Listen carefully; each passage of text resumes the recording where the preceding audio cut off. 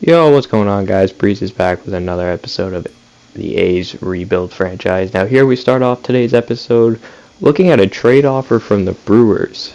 I updated my trading block so we could get some more trade offers, and, well, you can see all the positions we're seeking. They want Elvis Andrus, who's not really doing great this year, at least to start, for Brett Suter. The only problem with this trade is I'm trying to get younger, not older. And Brett Suter, on top of that, has a 9 ERA. So why would I want him if he's not doing good and he's a veteran? So ultimately, I decline this trade here. And you can see we start simmering through some games here. We take 1 out of the 3 in LA against the Angels. And then I stop here at the Twins, just kind of looking at things, and I assimilate through 1. And we actually take the series against the Twins and sweep them in it. So good, not a horrible start. But here, this episode is mostly going to be the minor league team. Or specifically this team here. I think it's the AAA team. I don't know what we're called exactly. But the Las Vegas AAA team here. The Aviators. Just looking at some of the young guys as we have, we start off here with Dalton Kelly. And he's one of our, if not our main first baseman we're going to go to if we call someone else. There's Lawrence Diaz as well, playing first base on the AA team, which we'll get to later. But Dalton Kelly's been killing it. He's not really doing well in this game because I suck at baseball, I guess. But he's just, here he actually gets a base hit, which only gets a single because the guy didn't move. So we almost get caught here. But he went 1 for 3. You can see the stats. I think I had like 2 strikeouts. But Dalton Kelly's kind of the first baseman called up for our team if we decide to go away from whoever's playing first base now for us. And now we go down to the AA team where we will look at a few prospects here. The AA team is one of my favorite teams, so I may actually start calling some guys up to AAA or the MLB. We're 17 and 22 here. Start off with Zach Joloff, or Joloff. I'm not sure how you say it, but it's a first player lock here, the third baseman. Definitely has a good chance of getting called up. We did just call up Sheldon Noisy not too long ago, and I called him Neusi or something like that, Noose. It's apparently noisy in the game, so that's why I'm going to call him from now on. But Zach Joloff, he's a third baseman that I like a lot, and here's Tyler Soderstrom getting walked with the bases loaded here, as we'll get to him next game. But Zach Joloff, definitely one of the guys I'm thinking about calling him sooner rather than later. He's been killing it in AA. He'll probably go up to AAA first, as you see here, he gets another double. But especially with third base where Jordan Diaz wasn't doing good and Noisy not being the go-to option for the future. And here's Tyler Soderstrom again ripping a double to the gap and actually breaking this tie. Joloff's one of my favorite prospects in our organization. I believe he's a top 50 prospect, but I could be wrong. He could just be a top 100 one. He's definitely one of our top prospects, and you can see the notable players at the bottom there. Lawrence Butler as well. Here's a game with Soderstrom. He didn't really hit well in this game, so you're going to see more defensive plays from him. As you see, he gets the bunt, throws it over. They try to steal on him, and he guns them down. Soderstrom's not really known for his defense. He's more known for his bat, but having his defense not be horrible. Here's a great hit he got on the ball, just could not get enough of it as it gets caught at the warning track. But that's all we had. We actually end up going to the draft this episode. I cut around a lot in this. I never realized that. But you see here we got the 18th pick in round 1, and I think we jumped up to the 15th pick for most of the rest of the draft. We got a competitive balanced B round pick. So we'll just jump right into this. And there was a lot of guys I had my eye on, but the only blue chip guy left when I picked at 18 was Chad Bennett, a closing pitcher. I know closing pitchers are often blue chips in this game, but I decided to pick him. Hopefully he can be something good for us. See a lot of picks go by before our next pick, and I go with another guy that was on my mind, Michael Castro.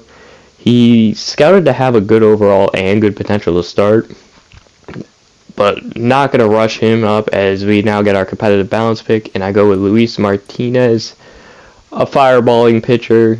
Always need more pitchers on this team. You can never have enough. Our next pick, I look at Elvis Valdez, a right fielder.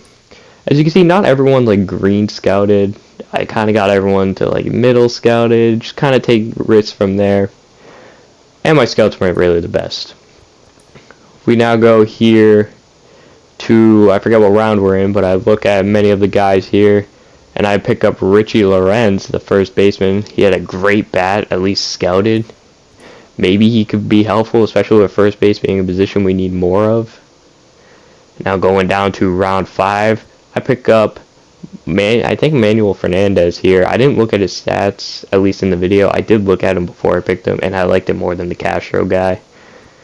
And then we go to round 6, and I go with a catcher again, Alfonso Rivera.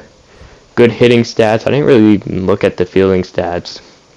But he wasn't really that highly scouted, so I did not believe they would be true to that. As you can see, we head to the recap and signing, and you see Chad Bennett, our top pick, 92 potential. Our top 4 picks, all with 80 potential plus.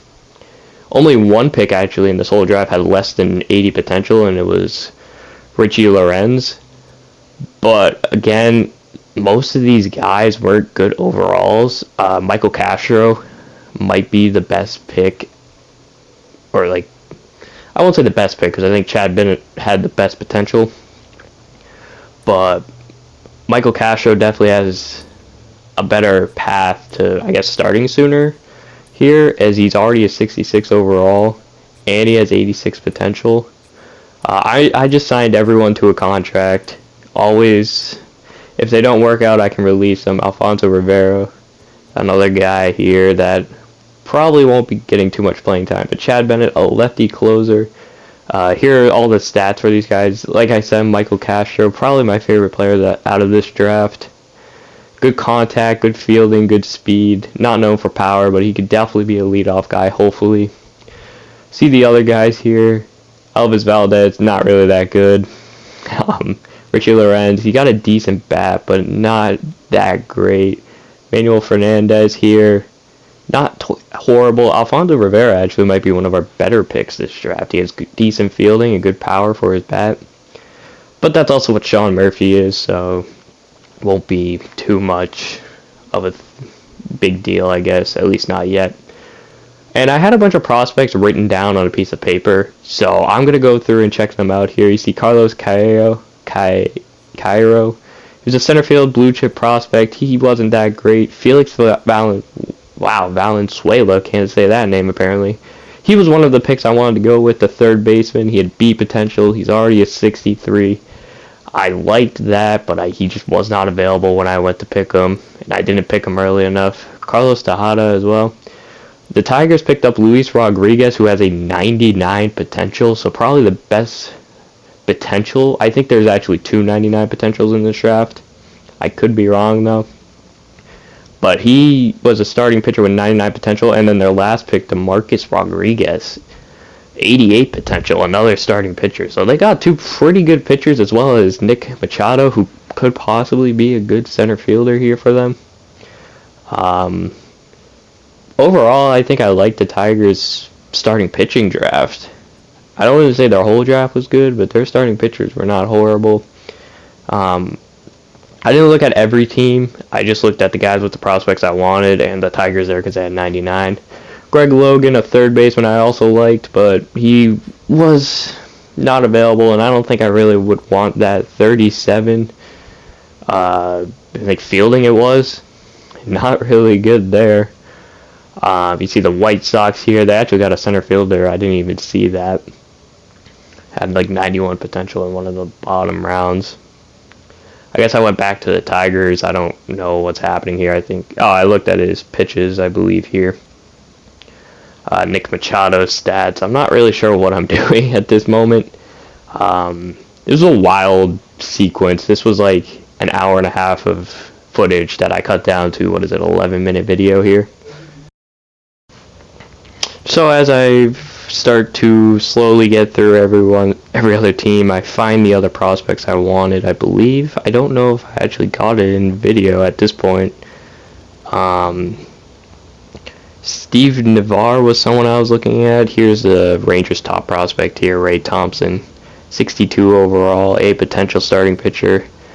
That was, I believe, one of my go-to picks, but I knew I wasn't going to get him. Steve Navarro was a fielder, or a right fielder I wanted, and my lord was he good.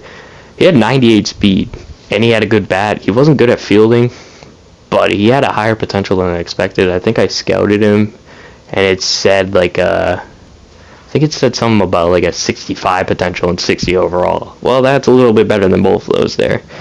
Cesar Lorenz, another guy that was a top prospect. 99 potential, but he's like a 48 overall, I think it said. Diego Jaquez, I don't know. He was 70 plus overall to start. Here's Fernando Navarro, center fielder. And then here's the top prospect I wanted here, Bobby Nolan. That's the guy I really wanted. I knew he wasn't going to fall to me. Blue chip prospect, 5-pitch mix, looked amazing, and he's a 71 overall with a potential for the Cubs. Definitely someone I'm going to be looking out for in this series. Bobby Nolan looked amazing, and I'm so upset I couldn't get him. But I scrolled through the rest of the draft here, and I just want to thank you guys for watching this video. I know it's a little shorter and probably horrible because I just jumped all around the place. I couldn't even pay attention. But, guys, thank you all for watching, and until next time, I'll talk to you all later.